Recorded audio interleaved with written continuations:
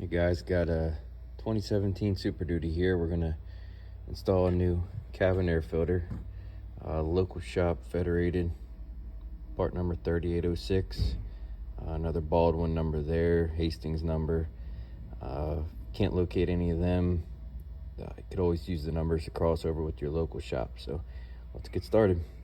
Again, 2017 F-250 Super Duty cabin air filter.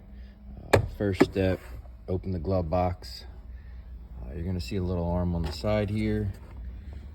On the inside, we're just gonna push that forward, pull it out. Tab each side of the glove box. Push those in and pull down on the glove box. You're gonna locate the cabin air filter right up in there. Easiest way to do it, get the light situated. Take a pick. You're gonna pry out.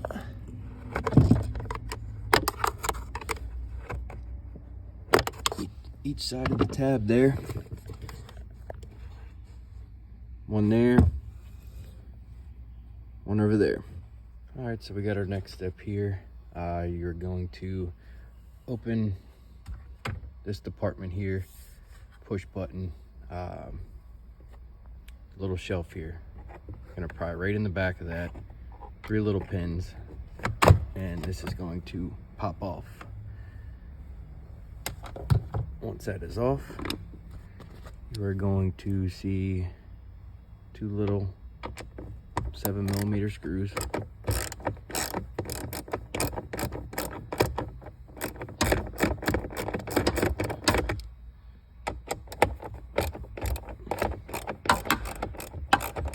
While I'm getting this out, please don't forget to like and subscribe to the channel.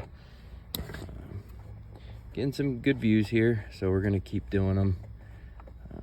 Trying to pass along as much information for the do-it-yourselves out there and the mechanics in the shops. I know any kind of information is helpful, so I'm gonna get this out here and catch back up as soon as we get it removed. There's gonna be some tabs under here.